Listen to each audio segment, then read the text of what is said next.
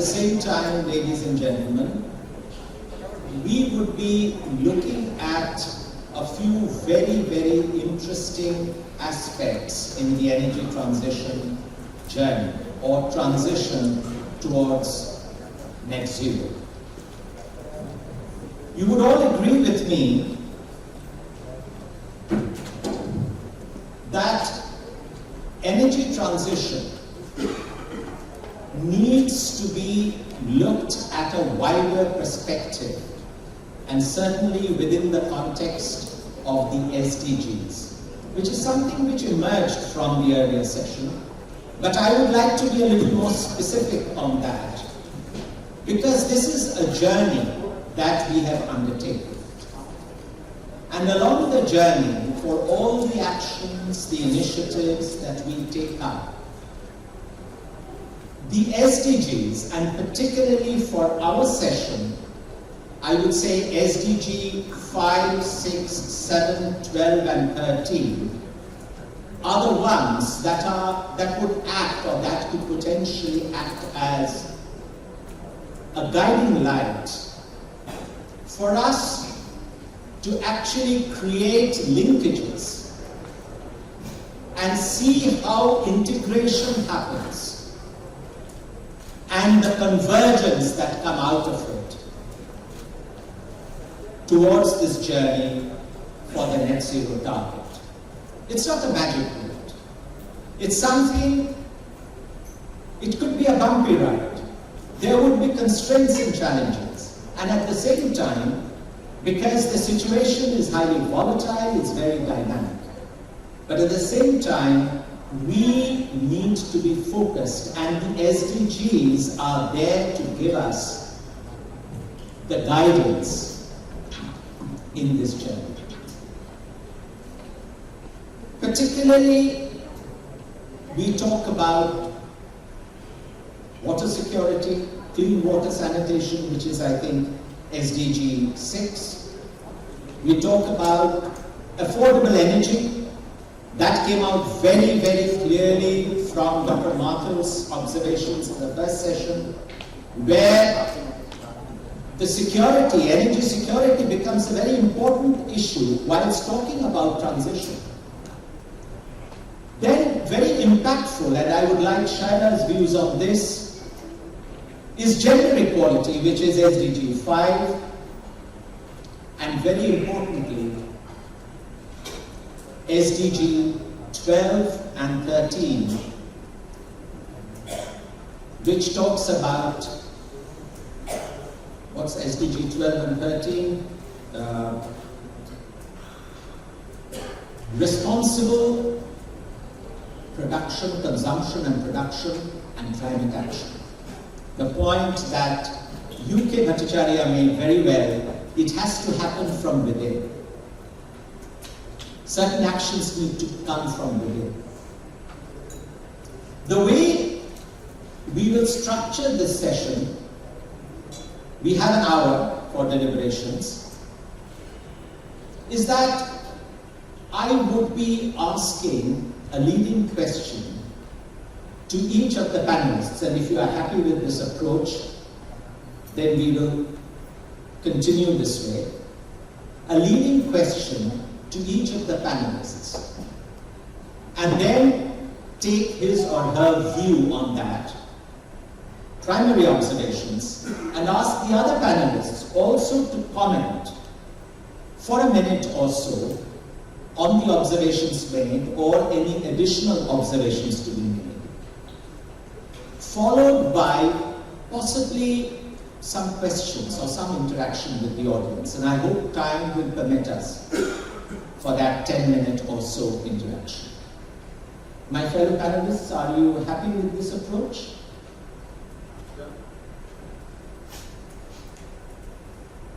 The panelists are free to make their observations sitting where they are, or they could come to the podium, whichever option they prefer. I think, Saurabhji, you are going to make some PowerPoint presentation as well? Just 2-3 slides, because we would like this to be a little, I would like to use the word informal, but as interactive as possible, more meaningful as possible. and there should be certain key takeaways. There should be some takeaways from this session, and that's very important.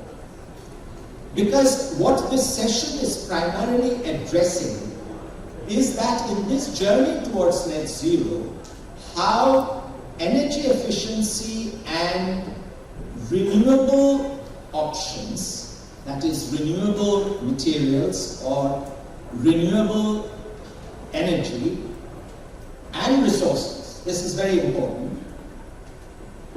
act together, and in ways how they integrate, and that is where I said the interlinkages come, and they converge towards this journey.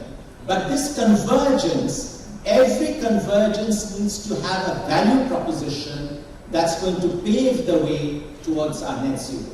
Net zero also, let me make this very clear to you, does not just mean that net zero in terms of carbon neutrality, but net zero means a good, healthy, safe planet for all the inhabitants. And that is fundamental to this journey. This journey is not just about energy or water, it's about all of us on this planet. So, to start off, my first observation would be to my colleague from GAIL,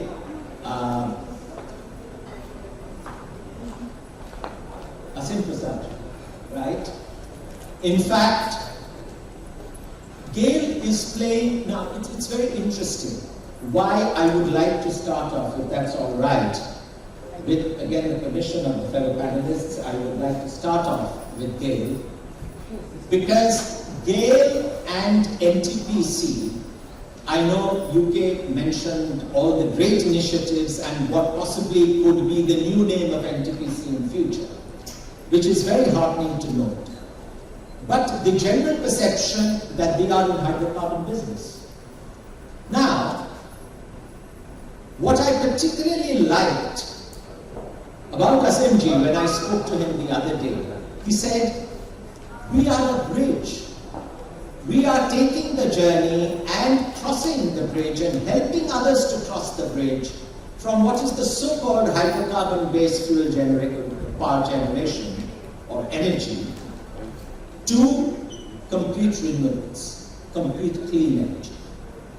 And interestingly, the wherewithal, the infrastructure, all that is being provided. And this is where, again, another important pointer comes in. The role of innovation. Innovation in terms of the models, the evolution. Dr. Kiran Bedi mentioned about solar. Why can't, instead of the politicians talking about giving free power, which has a cost to it, now why don't we look at it in another way and give free solar panels? Why not?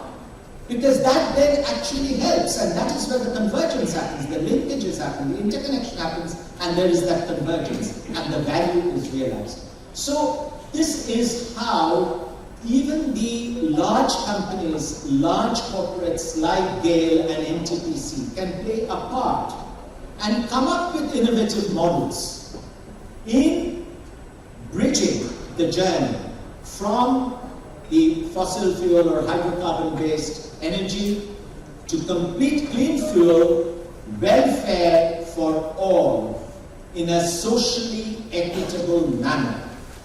That is the journey we are looking at. And therefore, in this session, with your permission, ladies and gentlemen, and my fellow panelists, we are going to take a 360-degree view in the full sense of sustainability for this journey of energy efficiency and renewable resources, integration, I would say, and convergence towards realizing the net zero target in a very holistic sense and a comprehensive sense. So my first question to you, sir, would be, where do you see GAIL's role? And generally, what would be the plan, so to speak? Because targets we will reach, certain targets, the NDCs that we have committed, those we will possibly reach. But how do you look at a holistic development, a new paradigm? This development paradigm of India is changing. And what you have seen, interestingly, allow me, indulge me for just one more minute. When we made our Paris commitment, there were certain very clear commitments that we made. In Glasgow, we added something else. The Prime Minister talked about life, which is very important.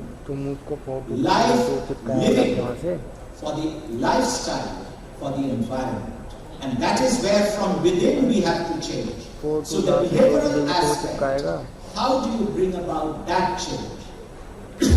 Because at the end of the day, any amount of policy push cannot work and will not yield the desired results if there is no market pull or a demand pull. How does that happen? How do you make that happen?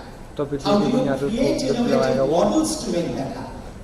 Would game be playing a part in this? If so, thank you, Sri, for setting the platform for commencing the discussion on energy transition alongside energy efficiency renewables, the new source and integration. We all know that climate change is at the top of global leadership agenda, and India is no behind. We have already set step targets which are to be attained by 2070. But there are three key dimensions which may lead or accelerate this transition, or a trilemma of dimensions. And the first happens to be energy equity. The second one is energy security and environmental sustainability. So these are the three dimensions. I will be speaking about natural gas and how natural gas acts as a bridge fuel between traditional hydrocarbon fossil fuels and the renewables. Globally, the consumption of natural gas is around 24.2% in the primary energy consumption mix. We all know that natural gas burns without leaving any particulate matter. It doesn't emit any SOx emission or NOx emissions. Its CO2 or carbon dioxide intensity is approximately 50% less as compared to coal, 25 to 40% less as compared to traditionally commercially available liquid fossil fuels that we use. And those fossil fuels are derived from crude oil. As a result of its intrinsic property, what our country believes is that it will provide a twin solution of a decarbonized economic growth and at the same time manage climate change. Due to this, the aspirational target has been set to increase the share of natural gas consumption in the primary energy mix from 6% to 15% by 2030, with the objective of achieving the gas-based economic transition. So this is one part of it. Those are the targets. But how do we achieve it? That is another important thing. If we see the gas-based economic transition journey, 4 or 5 significant dimensions are there. First happens to be affordable access, that relates to the Sustainable Development Goal 7. The second relates to affordability. Third relates to acceptability and awareness. Fourth, it relates to adaptability.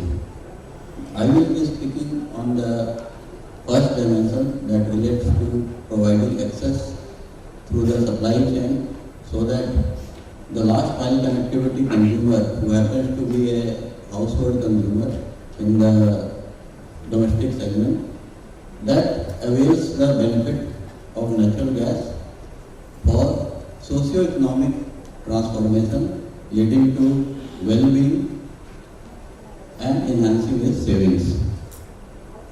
In the last 5-6 years, if we see what natural gas has contributed to our country, what we find that the compounded annual growth rate has been 3% as compared to 1% globally. These are as per the figures that have been published by British Petroleum Statistics worldwide. So this is one part. The second part is, if we see the natural gas supply chain network or infrastructure, currently around 15,000 plus kilometers of pipeline is being operated by GAIL out of, and then the target is to complete the national gas grid or the one nation one grid. Maybe by the next 4-5 years, the total grid length in India would be to the tune of 33,000 kilometers. Currently, we are executing projects worth around 38,000 crores in gas pipelines, and these will be connecting new geographies, new areas. These will be providing connectivity to the city gas distribution network that has been authorized by the Petroleum and Natural Gas Regulatory Board across 88% of the country's area, covering 98% of the population. The second dimension in this providing accessibility, this relates to the number of PNG connections and the number of CNG stations that will be set up. The CNG stations, the target, are gradually getting stiffer and stiffer as the regulatory board, they have been rolling out the CDD authorization rounds. Around 5,800 number of CNG stations are operational in the country right now, out of which GAIL is operating around 2,500 alongside its subsidiaries and joint ventures. So that constitutes basically 40%. The second thing is, out of the 1.1 crore pipe natural gas connection that is there in the country, we have around 67% share. That may translate to around 68-69 lakhs connection. So that is another part. The beauty with this pipe natural gas connections to the household customer is that especially in the B class cities or the C class cities where predominantly kerosene is being used, even coal and dirty fossil fuel derived fuels are being used. It replaces those fuels. It improves the human health, it improves the well-being, and at the same time it also improves the ambient air quality standards. As regards PNG domestic connection, PNG commercial connection or PNG industrial connections are concerned.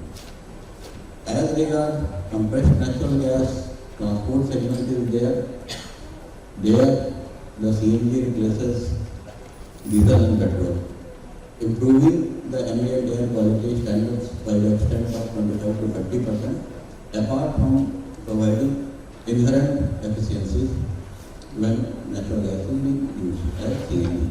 So these are the two different dimensions how these PNG and CNG that we are providing go a step to the last mile connectivity consumer, how it improves the ambient air quality standards and how it improves their socio-economic development. Another aspect with regard to this is about hydrogen. That is also a gaseous fuel. And in this regard, we are doing one pilot project at Bengal where we are blending hydrogen with natural gas in the city gas distribution network to the extent of 2 to 5%. And when we are blending hydrogen as you might be knowing, it doesn't emit any pollution. So it is 100% clean and it is also renewable. That is categorized under the renewable fuel. We are also setting up an electrolyzer at Vijaipur that we will be commissioning by around March, April next year, where around 4,300 kg of green hydrogen will be produced. So that is also a project that we are doing, and the aspirational targets that the government of India has set for promoting hydrogen economy. Our project is one of a pioneer, will be one of the pioneer in this direction, in setting up how the hydrogen that is being produced that can be used. Since we are already operating around 15,000-16,000 kilometers of natural gas pipeline network alongside local distribution network in 67 GAs of the country, these infrastructure underground pipeline can also provide a mechanism of transporting blended hydrogen alongside natural gas. So that is one area where the infrastructure can be leveraged to transport another very clean gaseous fuel with natural gas. So that is another part. The third part is with respect to renewable, because this session also talks about renewables and enhancing energy efficiency. With regard to renewables, currently we have around 130 megawatt of generation capacity, solar and wind put together. We will be setting up around 270 more megawatts for solar and wind, one at Usar, which relates to the wind capacity, and another capacity relates to the solar at our Vijaypur plant. So that is another step towards carrying forward the transition journey with renewable sources of energy apart from natural gas that we are already doing. So these are the three main areas which I thought that I can share with the audience, where GAIL is playing a very key role as regard carrying forward the transition journey towards net zero commitment is concerned. Thank you.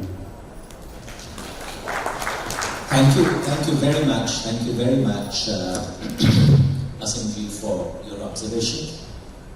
As we understand, you are building bridges, as you rightly said, but for low carbon pathways, so to speak. Basically for a low carbon pathway, number of pathways that will eventually lead us to the end point. Would the fellow panelists have any observations to make or anything to add? Sharda, would you like to add anything to his observations? I mean, just in respect of what he has said.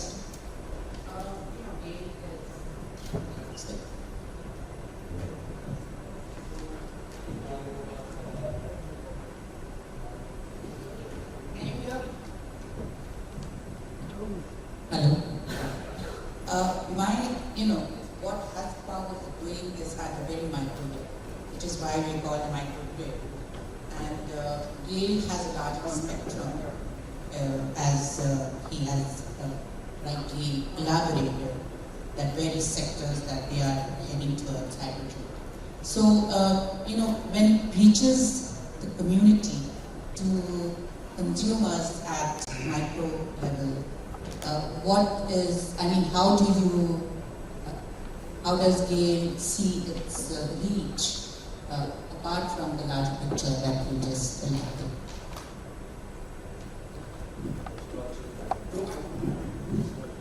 This was absolutely fabulous in terms of the initiative that GAIL is taking. And what struck me the most was the hydrogen part of it, where they are trying to actually create a marketplace in terms of getting 2 to 5 or 4%. I think while the hydrogen policies are out in a manner that it exists today, but it does, these kind of initiative does kind of seed into how to create demand. That's important, given the incremental cost that is there vis-a-vis the rest of the energy basket. And blending in the truest sense is one of the clear pathways of decarbonization, especially when you are at the early stages of development, and to that I think that absolutely an experiment to kind of have a result of. Very eager to look at that in terms of absolutely. So, would you have anything to make an observation from NTPC perspective? Yeah, I think what GAIL has been doing, they are doing commendable job. NTPC is also doing lot of works in the direction of reducing carbon emission. I think I will touch upon when I will go to the podium. But I would like to say, as which has some relation with the GAIL business. That in NTPC we are trying to do green hydrogen blending with PNG. In fact, we have done it in Gujarat, in one of our township, which we have started that we have taken the target of blending 5% to 20% of green hydrogen. 5% we have already done, and the results are what we have got. They are satisfactory, and in fact, the cost which we have found out, the cost is not increasing as compared to the LPG. Actually, it is getting reduced. So that way, in fact, those are the new avenues and new research areas which can be taken over and which can be taken forward. Excellent. Saurabh, would you like to add anything? No, I think. Thank you very much. Thank you very much, sir, for your observations. Shaila very rightly mentioned about microgrids.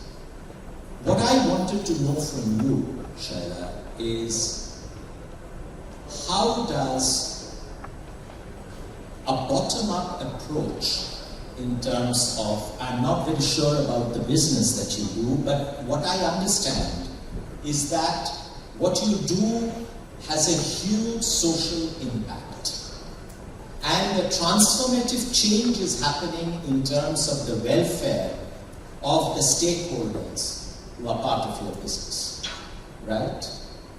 Now, in that respect, how do you see your microgrids, mini-grids, or the other initiatives that you are picking up in this journey towards net zero?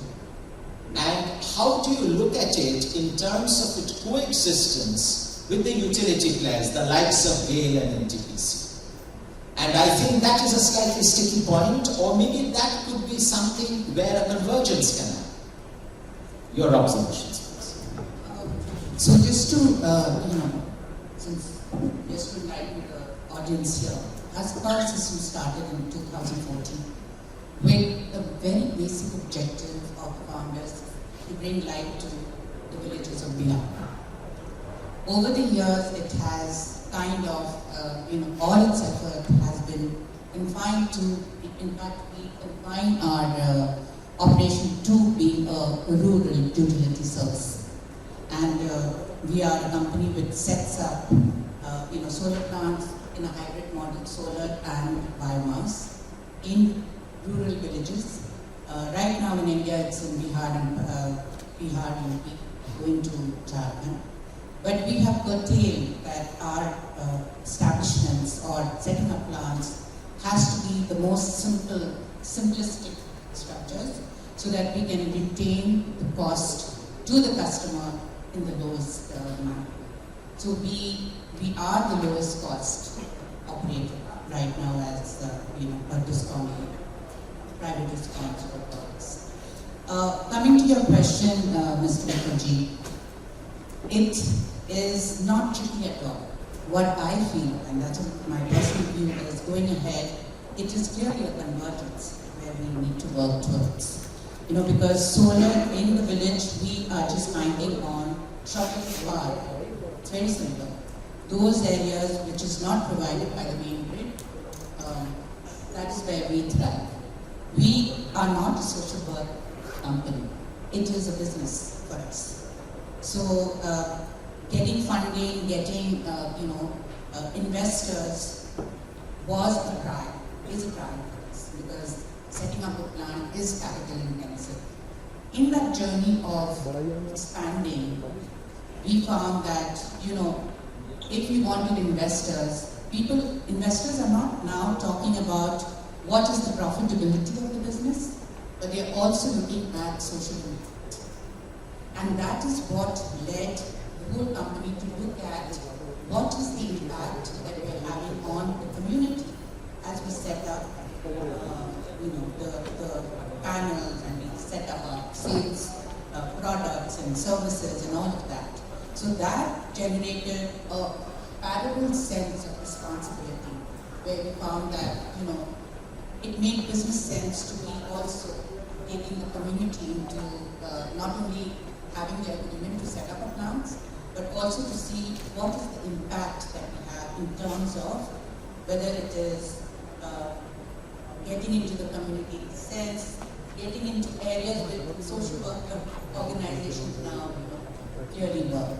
So that has been a parallel effort, and stakeholders go beyond just the customer. It goes to even the genders, to the concept of whether we are reaching out, whether we have a business model to include genders, become more inclusive. So it kind of not only transitions various aspects of renewable energy that can be used, even going to actually deeply studying impact. And all of our teams, whether if they are dealing with businesses, also have to leverage how we are impacting and having a positive impact on the community, on the environment, and in addition to the employees that we are in the company. So that itself brings about duality in the business that we are doing. So that is the sensitiveness that we have. Absolutely, and in fact, this is real positive impact. Responsible business, real positive impact in terms of the transitional journey. May I ask my colleague from NTPC, do you see Husk Systems and the business that they are doing coexisting and adding value and synergistic link with the business of NTPC? Because you are the largest player in the market.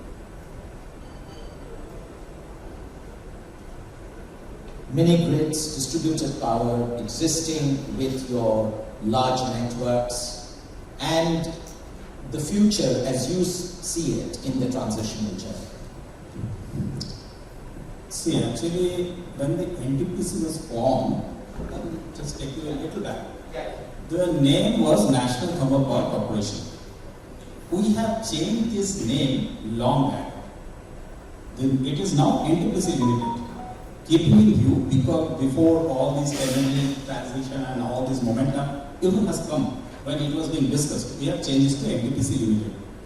Just to diversify in different areas. Of course, our core strength is power generation. Now for power generation, we started avenues in different sectors. Today, renewable, low carbon generation being the key word, so we are going ahead with renewable generation. The renewable generation today, as earlier has been mentioned by our director project, Mr. Lalit, that today we are 20,000 renewable capacity either in terms of commissioning or committed. In next 7 to 8 years time, our target is to increase our capacity by 50,000 megawatt.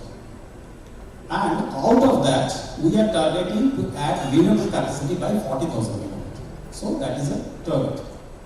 Now this renewable target or low capacity target, we are aiming different areas. Maybe absolutely new areas, new ranges. Solar, wind, these are the areas, very common areas. Apart from that, green hydrogen. Green hydrogen we are trying to use in different areas, and we are trying to reach to the customers where it is actually needed. Like green hydrogen production, green hydrogen based fuel cell based buses operation at Ladakh. Hydrogen fueled buses even in Delhi. EVs in different cities. Today we have already implemented it in Andaman and also in Bengal. Apart from this, we have been venturing into the nuclear sector. As we all know, the emission is nuclear is far low than the conventional coal sectors. The CO2 production per kilowatt hour is very minuscule if we can take care of this second part of it. So jointly with the Nuclear Power Corporation, we are going ahead with that. We are trying to produce different chemicals from CO2 sequestration, from CO2 absorption. So the CO2 which is getting emitted from the power stations, we are capturing that. Already a model project has been established, where the CO2 capture is successful in one of our largest plant, Vindhyachal plant. It is the largest plant in one of the largest plant in India. So there it has been captured, and we are trying to produce methanol out of that. We are trying to go for ethanol also. Then one very important and interesting aspect is biomass co-firing in power stations. I think Madam has already mentioned. Yes. Biofuel, use of biofuel. And why biomass co-firing in power plant is very, very useful? It is because of the fact that there is no hardware change required in power station. This entire core power station fleet, where no infrastructure change is required, only some logic modification, you can replace coal with biomass fuel up to a certain percentage, and where the biomass availability is abundant. It will take care of your stubble burning emission at one go, and at the same time it will reduce CO2 emission from the power station, biomass being a net zero.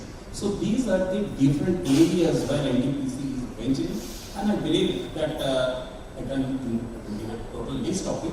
And in these different areas, I believe the way we are progressing, or we are trying to achieve some target, that will be very, very successful in the energy transition direction of our country. Excellent. So there is a convergence, and the simple thing is, this is the innovation that is happening where, in a way, HUS power systems and NTPC coexist and add value to each other in a synergistic manner. And that's wonderful. Would you like to add anything more from NTPC perspective? I know you mentioned about the various initiatives that you have taken up, but is there anything else you would like to add in terms of your other initiatives going towards net zero, towards the transition journey?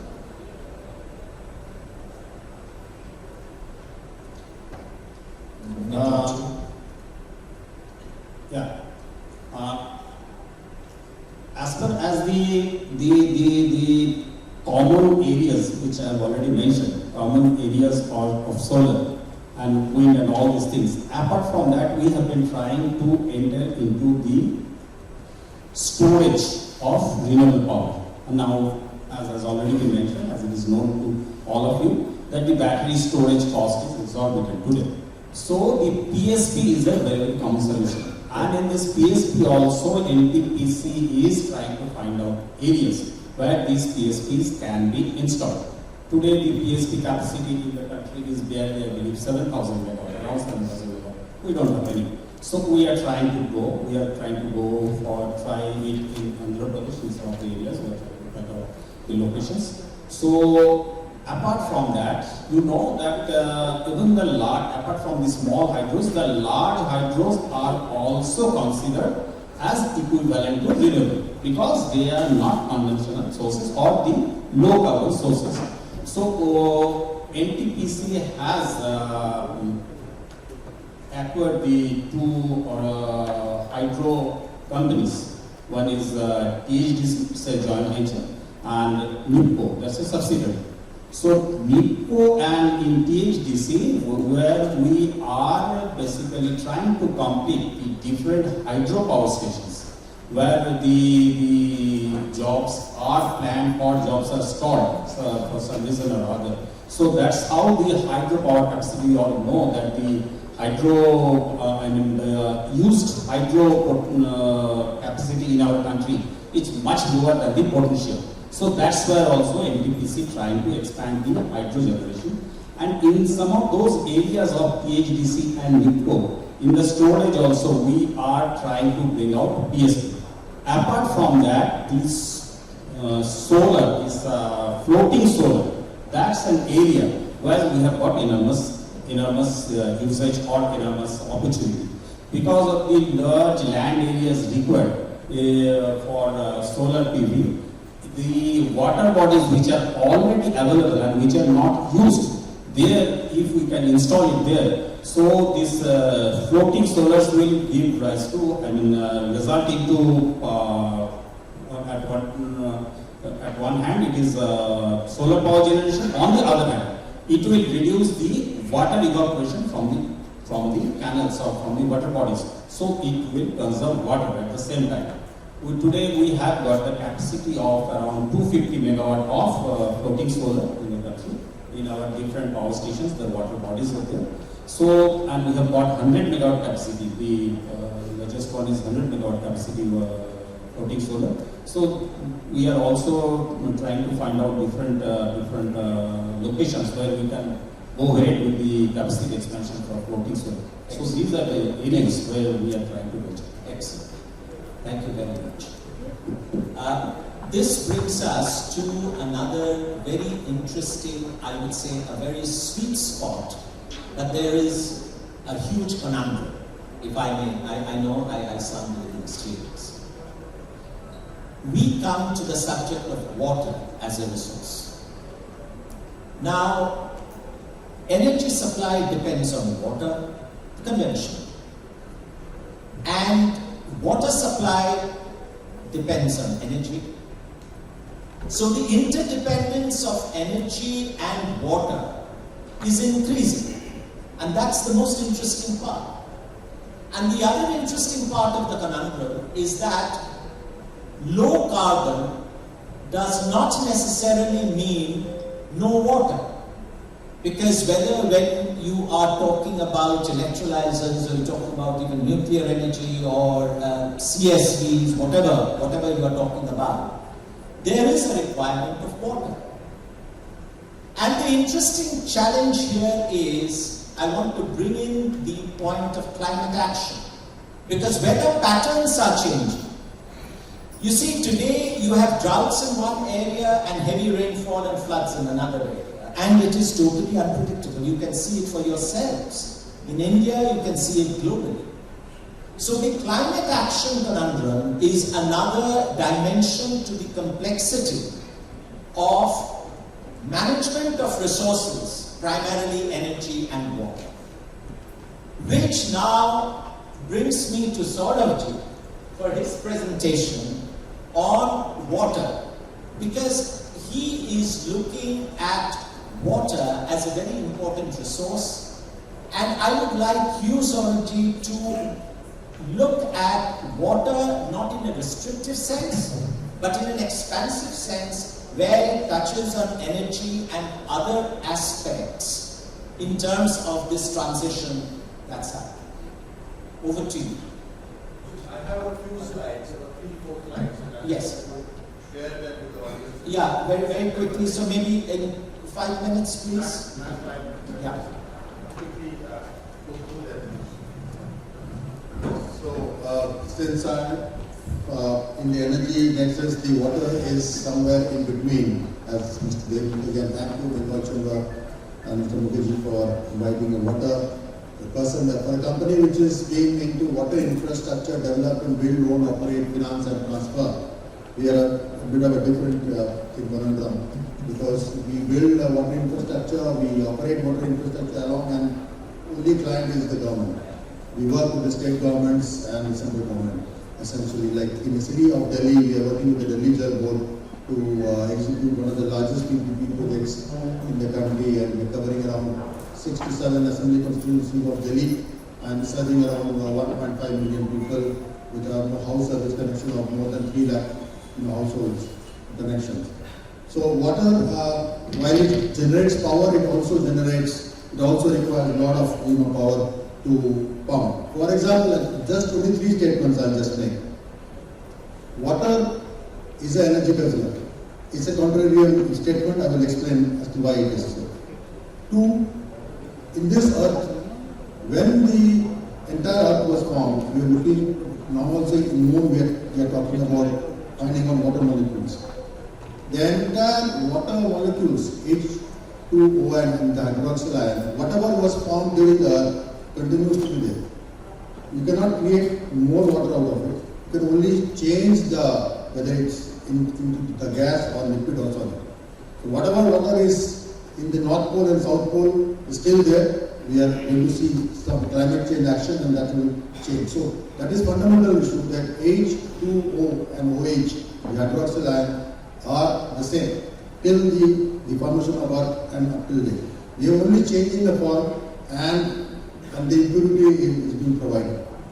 And third important is, water is costly, though it is the single largest mined element in the world. For agriculture, for drinking purposes, only 5% of the problem. But most amount of water in India is used for the agriculture, essentially. So, I just wanted to, Now, one very important factor, like the Prime Minister's ambitious Jal Jeevan Mission program, we are talking about covering every household in the urban and the rural area to be covered with water. It will also require the isolated power and the microgrids to actually provide village level energy supply to pump the water in the household. Unlike a sewage system, the water system is a pressurized system. That means I will have to continuously pump in the pipeline to maintain the head, to maintain the pressure in the pipeline. If I stop the pressure, the entire water flow will stop. That's the biggest difference. It's a mass movement to your household. So just imagine, to reach out 1,000 liters of water in your house, how much would it cost per KL? It of course differs from city to city. Energy costs are different, but typically in a state like Bengal, the cost of pumping 1,000 liters, that is 1 KL, is around 4.5 rupees of energy cost. Now, this is a significant cost if you see it in totality in terms of the large volume. And if you see the impact of Jal Jeevan Mission, which is happening across India, it's a revolution. The last 75 years, such a mammoth task of connecting individual households in the village and rural areas has never been taken. At breakneck speed, the Jal Jeevan Mission is going on right now.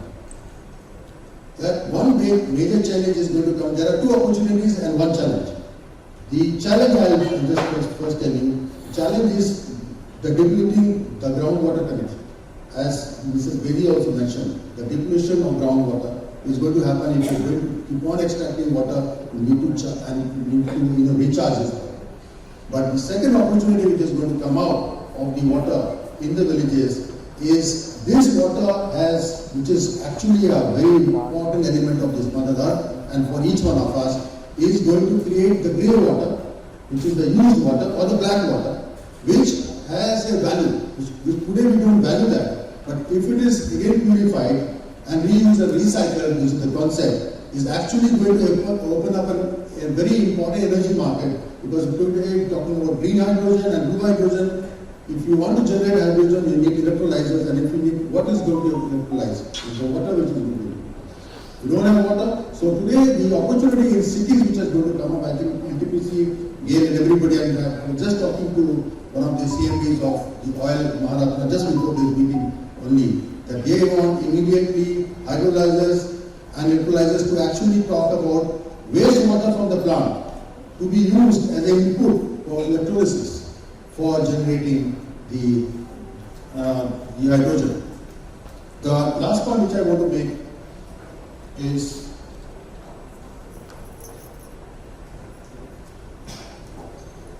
just energy consumption. This is a very important thing. In a water treatment plant, significant amount of energy we consume. But if you look at it completely, entire cycle, entire process, water is consuming huge energy.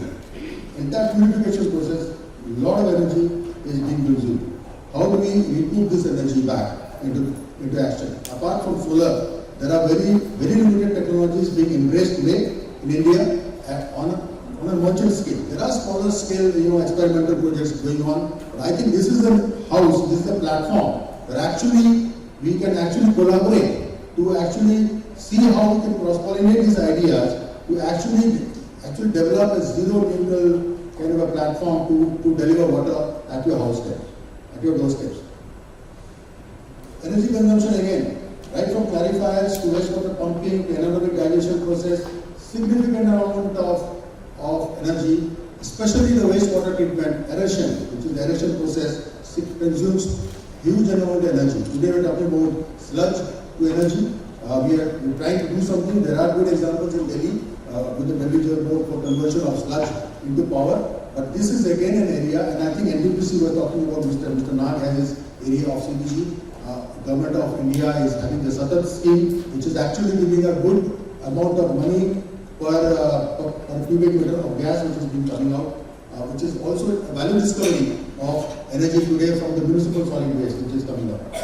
Lastly, the tariff is important because today people talk about water is a free ride. A lot of state governments are talking about free water. But there is a tariff. If we don't pay for water, we don't pay for the energy. If water utility players like us have to provide free water to everybody, how am I going to pay for the energy? So this is some kind of thought. I wanted to leave you with this thought that if water is going to come to your house, it not only needs the water resource, but it also needs energy, and it has to be paid for. So Absolutely. to work with this, that's it. I wanted to have this parting words. Absolutely, absolutely. And this is where a big convergence is happening, and we need to look at water and energy. There's a very strong symbiotic relationship between the two. Asim, you wanted to add more? One very interesting thing which came to my mind, which I thought that I can share with the audience, as regard green hydrogen is concerned, manufacturing 1 kg of green hydrogen requires 50 to 60 units of electricity that has to be generated from renewable sources. That is one aspect. Second aspect is that for generating 1 kg of green hydrogen, we require almost 10 kg of near water or 20 kg of raw water. So the connect between generation of energy, renewables and water, they are triangulating. Another point which he mentioned about the Satat scheme, which I forgot to mention earlier also, is with respect to scientific management of solid waste, where the scientific management of solid waste leads to the Green City mission under the smart cities, where when I was in West Bengal in Kolkata, the Ministry of Urban Development, they had a very good scheme for setting up smart cities through scientific management of solid waste. This is also there in their website. In this regard, compressed biogas has a significant role to play to substantiate the domestic gas production. And the target that has been set by the government of India is to set up around 5,000 plants to substantiate the domestic gas production by 54 MMSCM in the next 3 to 4 years. In this direction, we are currently setting up 2 plants that is being constructed. One is at Ranchi, where 5,000 kg of compressed biogas will be produced. Another is at Bengal, where 10,700 kg of biogas will be produced. And if we look into the entire supply chain for collection and segregation of solid waste, the cost that relates to the production of biogas, that gets socialized when we inject this gas into the local distribution network. Why it gets socialized is because when we are calculating the weighted average cost or the uniform base price for charging a retail customer for the CNG or the pipe natural gas domestic customer, the small element, maybe 2% or 3% volume that gets injected or gets blended into the natural gas, ultimately the higher cost of manufacturing that gets socialized towards the end cost that the customer is paying. So even if we don't have many investors, even if they think that the cost of generation is very high, but they will be ultimately be paid for whatever cost they are investing in setting up the plant at an efficiency. Maybe because the efficiencies are also very less, maybe 10%, 12%. If you see the quality of the municipal waste or raw material. Absolutely, excellent. Which, interestingly, I know there's a time constraint, brings in the concept of circularity and also the concept of efficiency. Water use efficiency and energy use efficiency is fundamental, again, very, very closely connected to the energy transition process. Having said that, you see, I mentioned in my initial remarks about dovetailing policy push with market pull or demand that comes bottom up. And that's where regulation, standards, in terms of the policy, from a policy perspective, becomes so important. There are excellent initiatives being taken up by the government, I'm told, in the very recent past, as recent as June, where certain carbon markets, etc., and green credits and carbon credits will now be put in place for meeting our internal NDCs. In this space, may I now request Mr. Pramod Singh, to enlighten us, because he is an expert on the regulatory aspect of energy. And what I would like you to do, Pramodji, in the next couple of minutes, if you can tell us how this dovetailing can happen, the market mechanism and the policy push, and how it can do the matter. Over to you. Thanks, I think my job is difficult as well as easy because most of the topics have been covered. So I just have to kind of put it together. Hard because asking for solutions which I might not have in this room. So to that extent, I would feel ignorance. First, to customary courtesies, I must first thank the one chamber to have invited me on this. And it's a topical subject at this setting, which is very, very important to us. The second one is my affiliation. So I represent India Power. For people who might not be aware of this in this part of the country, it's a small distribution utility in part of the hinterland in Asansol, Durgapur, and around about area, where we as a distribution company is at the forefront of actually facing the music on energy transition. So while you have so many factors of production coming into it, we are largely addressing to hard-to-abate sectors like steel, cement, where the impact of decarbonization and the renewable energy transition would be very, very prominent. And to see where we are today in terms of energy transition, right now as we speak, we are actually taking 40% of our power requirement to the retail consumers. We supply to industries and population around this particular area. 40% of our power comes from renewable. Now, this is something which I suppose would be a number to kind of look at in terms of where we are. We have a stated goal of actually reaching to 70%, which is a very, very important kind of a milestone for a company like us to get to that. And in terms of policy and regulation, I would in terms of from a distribution company lens, from a retail supplier lens, if I look at it on a segmented view, I would like to sum it up in this way. If you look at generation, and we heard stellar addressed by so many policymakers, including Chairman C. Generation has done exceedingly well. And when I say that, as a distribution company, gone are days when we had shortages. Now the real problem is how do we manage the services? Because ultimately that's where the pinches in terms if you don't do it easily, it kind of ties into the consumer tariff from a perspective of the cost. So to that extent, generation has really given us the right platform to address the consumer needs. Having said that, there are certain challenges and from a policy push requirement.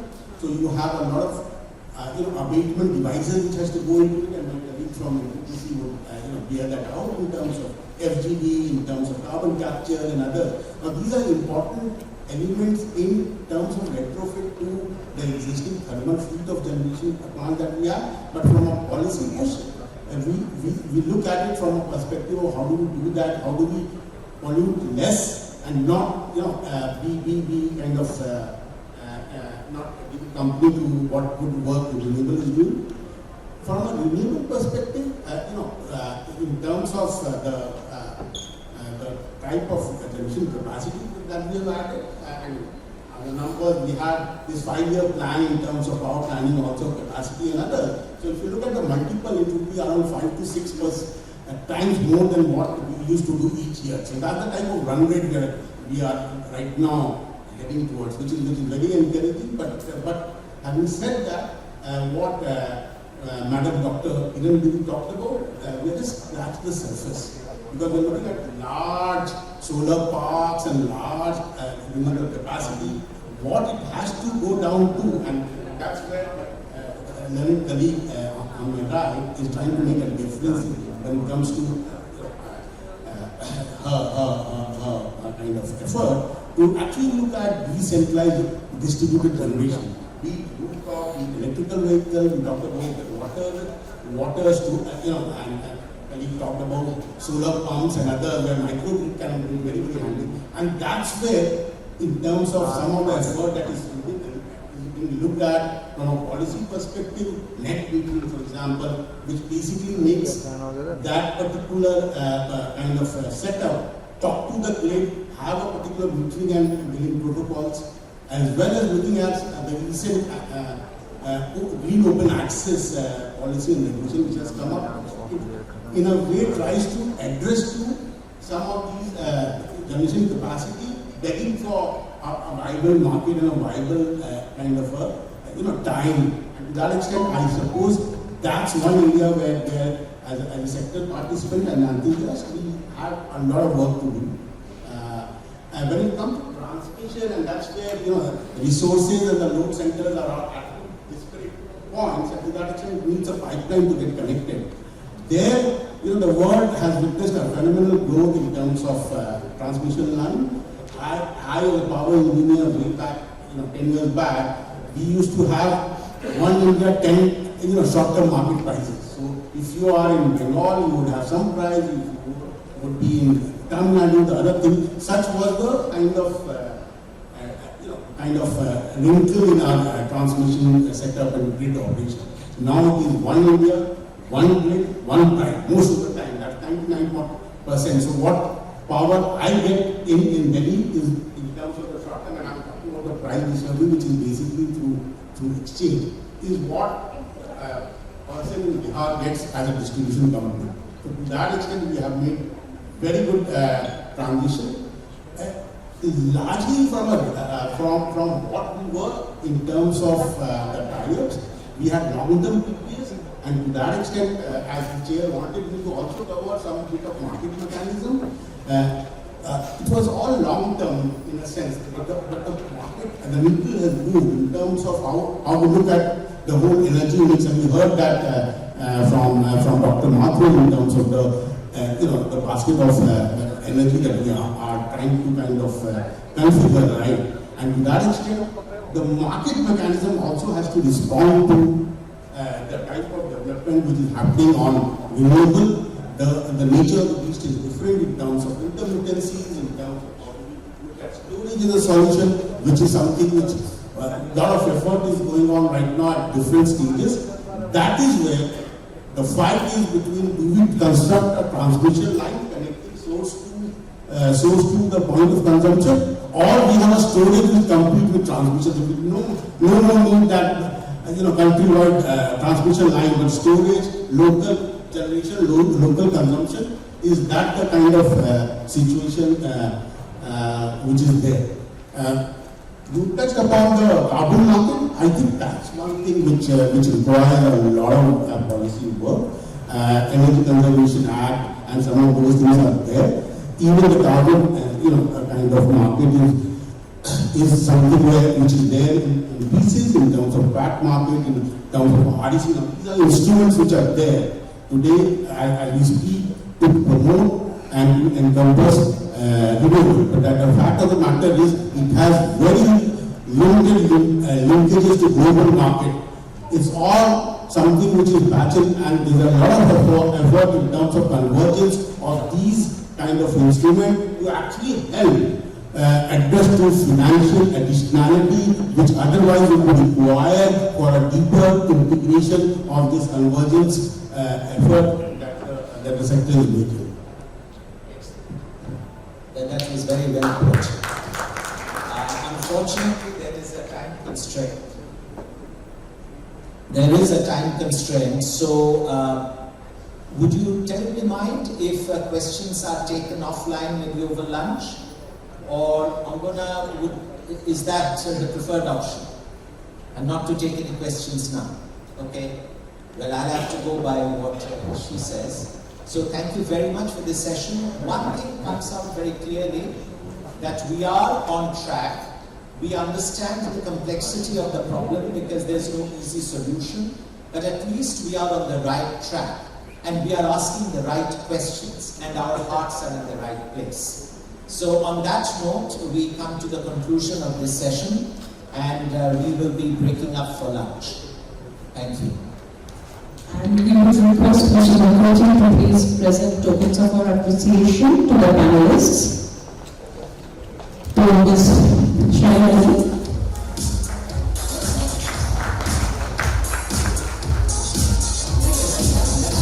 To Mr. Pranay Singh.